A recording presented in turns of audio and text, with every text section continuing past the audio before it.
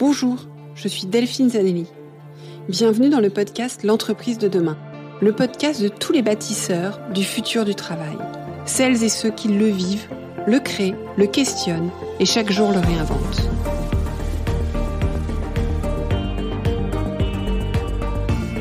Une entreprise plus vertueuse et soucieuse de son impact social pour une société meilleure.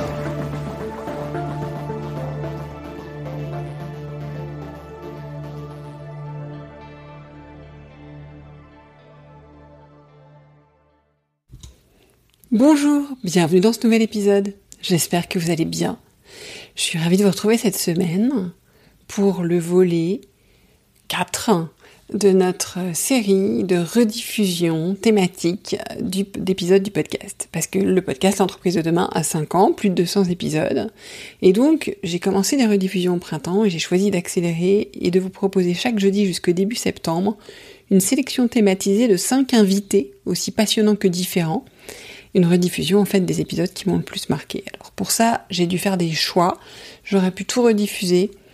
J'ai aussi fait des choix thématiques. Ils pourraient être dans plusieurs thématiques, donc c'est un choix comme un autre.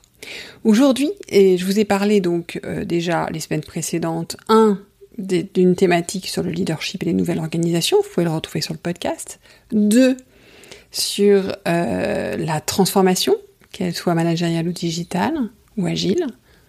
3, je vous ai proposé 5 femmes plus un homme DRH ou expert du futur du travail à suivre, à connaître impérativement. Et 4 aujourd'hui, je vous propose de découvrir mes invités les plus disruptifs. C'est comme ça que j'ai choisi de les catégoriser. Alors ils croient fondamentalement en un avenir meilleur et sont à ce titre très ambitieux. Ils ont des convictions fortes, comme les autres invités, vous me direz.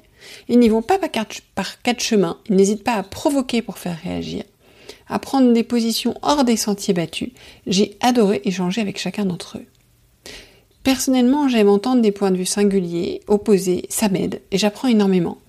Et puis, est-ce qu'on n'a pas dit ici qu'une des postures clés du leadership, c'est de s'ouvrir et de savoir changer d'avis ? Alors, c'est parti ! Le premier, c'est Claude Monnier, DRH de Sony Music. Le titre de notre épisode, Ouvrir une entreprise plus inclusive. J'aime le regard de Claude sur les RH et le métier de DRH. C'est, je pense, le plus singulier que je connaisse. On aime ou pas. J'ai encore eu la chance de l'entendre à une conférence récemment et ça fait beaucoup réfléchir. Dans notre échange, il fait un parallèle très intéressant entre le métier d'artiste et de salarié, son métier, celui d'agent d'artiste. Il parle plus d'échecs que de succès, du rôle clé de l'estime de soi et comment il tente d'y contribuer. Il parle aussi du rôle politique de l'entreprise. Bref, il propose de nombreuses pistes à explorer. Je vous conseille de l'écouter. L'épisode n'est pas tout récent, mais franchement totalement d'actualité. Le deuxième, c'est Kevin Bouchareb, directeur du futur du travail d'Ubisoft. J'ai recroisé Kevin il n'y a pas longtemps à une conférence et je lui ai dit, écoute, on va se refaire quelque chose à l'automne, parce que j'aime bien discuter avec Kevin. Alors là, c'est donc les mutations, c'est sur la mutation du travail en cours. Donc Kevin, il est audacieux, ambitieux, avec des vraies convictions qui plaisent ou non, avec lesquelles je suis d'ailleurs d'accord ou pas, peu importe. Et il s'en fiche. Son motto, c'est YOLO. You only live once. On ne vit qu'une fois. Son souhait, c'est que chaque jour puisse être une fête et que le travail occupe une juste place pour pouvoir se réaliser, gagner sa vie, survivre. Mais qu'il soit pas le tenant et l'aboutissant de la vie.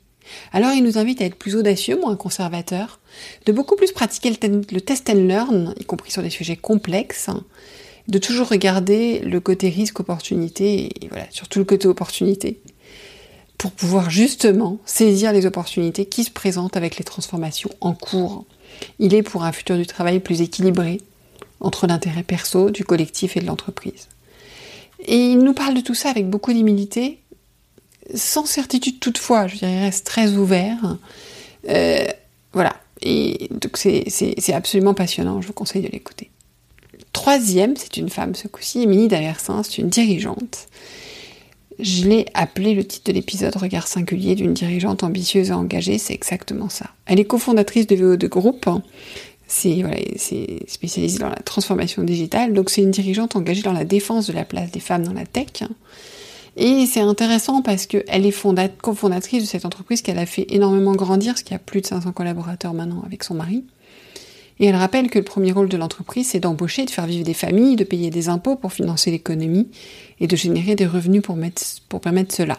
Elle rappelle l'importance de l'alignement entre ce qu'on dit et ce qu'on fait.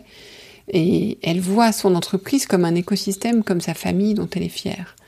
Donc c'est partie de ces leaders avec une vision très claire, mais des exigences tout aussi claires, ce qui est normal. Et d'ailleurs, on échangeait sur le télétravail sur lequel elle était mesurée parce que elle disait les gens veulent s'éloigner de l'entreprise, il ne faudrait pas que l'entreprise s'éloigne d'eux. Et c'est vrai qu'elle est vigilante sur une mise en retrait parce que dans la tech, et ils ont pas mal aussi de jeunes collaborateurs, ça peut vite déconnecter les collaborateurs des évolutions technologiques. Ça va vite, hein, et ces talents ont besoin de travailler en équipe pour rester au fait du marché, et pour elle, ça, c'est un vrai sujet. Donc c'est pas une opposition, c'est pas un pour ou contre, c'est plus de se dire, chez nous, ça va très vite, faut pas louper des wagons, et quelque part, le fait d'être en collectif, de travailler ensemble est vraiment important. Voilà, donc c'est pas du tout la seule chose dont on parle, mais c'était quelque chose que je voulais vous citer. En tout cas, je vous encourage à l'écouter. La 4e, c'est Béatrice Rousset. Alors Béatrice, elle est passée 2 fois sur le podcast. On a fait 4 épisodes, parce qu'on a fait des longues interviews ensemble. Elle a écrit un ouvrage sur les modèles mentaux. Elle a coécrit avec Philippe Silberzahn, qui est passé aussi sur le podcast d'ailleurs. Et je l'ai interviewée donc sur cet ouvrage, mais aussi après sur le tort, hein, sa façon à elle d'appréhender, de nous proposer d'appréhender la raison d'être de l'entreprise. On va y venir. La particularité de Béatrice, c'est qu'on a été collègues chez HSBC. J'avais déjà remarqué son audace, sa singularité, et nous retrouver, c'est toujours une joie. Vous allez sans doute le sentir dans nos échanges. Donc, sur les modèles mentaux, elle nous explique ce que c'est, en quoi c'est utile dans l'entreprise, et elle nous propose 5 modèles mentaux alternatifs puissants. 1, faire avec ce que l'on a. 2, raisonner en perte acceptable. 3, engager des parties prenantes. 4, tirer parti des surprises. 5, créer le contexte pour ne pas le subir. J'ai envie de vous dire que ça s'applique à tout le monde, entrepreneur, manager, dirigeant, leader. Enfin, manager étant un leader, donc je ne sais pas pourquoi je différencie les deux. Un dirigeant aussi potentiellement. Mais voilà, écoutez-la pour découvrir. Dans la 2e interview, on parle du tort. Alors, qu'est-ce que c'est que le tort ? Le tort, c'est le modèle universel de la circulation de l'énergie. Et Béatrice a remarqué que dans les entreprises, il y avait souvent... Et le tort, du coup, c'est un mouvement entre 2 rôles opposés. Et elle a remarqué que dans les entreprises, il y avait souvent 2 modèles mentaux profonds qui animaient tout le système. Et en fait, le tort, c'est une manière de se représenter une entreprise un peu différemment, qui est complètement d'ailleurs inattendue par rapport à ce qu'on a toujours appris. Et de se dire, elle navigue entre ces 2 modèles mentaux. Moi, pour faire simple, pas pour parler d'entreprise, mais je prendrais l'aspect bienveillance, exigence, qui pour moi vont ensemble. Voilà, on devrait, je sais pas, Béatrice me corrigera peut-être, mais pour moi, on est sur une forme de tort. Donc voilà, et pour elle, c'est une façon de regarder important parce qu'elle trouve que face à la pression exercée sur les entreprises, il y a un risque de se conformer, de perdre sa singularité, sa confiance sur qui on est en tant qu'entreprise. Et c'est vrai qu'on a vu avec la naissance des raisons d'être, on a vu fleurir des raisons d'être quasi identiques, toujours liées à l'environnement. Donc, quelque part, on oubliait un petit peu qui on était, on allait plutôt servir la cause sur laquelle on nous attendait. Et donc, identifier son tort, c'est vraiment qualifier son identité, sa singularité, le mouvement d'énergie entre nos 2 modèles mentaux. Ce mouvement, d'ailleurs, au milieu duquel, parce que parfois on est pile au milieu du mouvement, et on est dans ce qu'elle appelle le petit point de jonction entre les 2. Et elle vous invite à le découvrir. Je vous laisse l'écouter. Et le dernier disruptif, alors je l'ai déjà rediffusé, donc je ne vous remets pas les épisodes, vous allez les trouver très vite dans le fil de... Mais je voulais vous en reparler, parce que pour moi, il fait partie des personnes extrêmement disruptives, c'est Olivier Bas. Olivier Bas, il est en train d'écrire, là, pendant qu'on se parle cet été, pendant que vous m'écoutez, son prochain livre, La Has-Been Company. Donc quand vous avez entendu le titre, vous comprenez le personnage. Moi, je l'ai connu, il y a assez longtemps, par son premier livre, L'envie, une stratégie. J'ai eu un gros coup de cœur, j'étais communicante à l'époque, et c'était vraiment... sur le sujet justement de l'engagement déjà. Et j'ai trouvé qu'il y avait tellement d'intelligence, d'humour et de bons mots réunis, ça m'a beaucoup plu. Je l'ai rencontré, je l'ai interviewé pour le podcast une première fois à l'occasion de la parution de son 2e livre, Like Ton Job. Et on parle des 2 livres dedans, donc vous voyez encore un titre. Mais alors surtout, je l'ai interviewé pour son 3e livre, que j'ai souvent offert, hein, même si ça a attiré un peu des regards noirs, parce que le titre était « Connard malgré nous », comment rester intelligent face à la manipulation de nos émotions. Donc voilà, quand je vous ai donné des titres, j'ai tout dit, je vais pas vous reparler des épisodes, je l'ai déjà fait. Mais son analyse de la société et de la façon dont il voit ce qui joue dans l'entreprise m'a toujours bluffé. C'est pas pour ça que je suis toujours d'accord avec lui non plus, et c'est ça qui est intéressant. Et voilà, donc c'est pour ça que je vous propose de le découvrir. Donc encore 5 personnes extraordinaires à découvrir, à réécouter. Et puis moi, je vous donne rendez-vous la semaine prochaine pour quasiment la fin des best-of. À bientôt.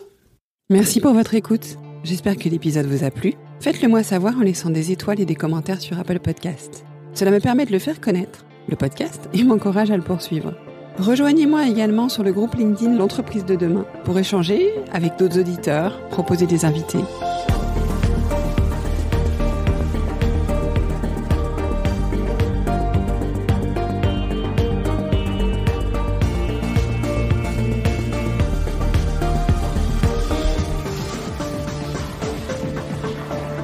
Je vous donne rendez-vous jeudi prochain pour un nouvel épisode. Cette série est produite par Delphine Zanelli et Ose Masterclass. Réalisation sonore Cyril Carillon et au micro Delphine Zanelli.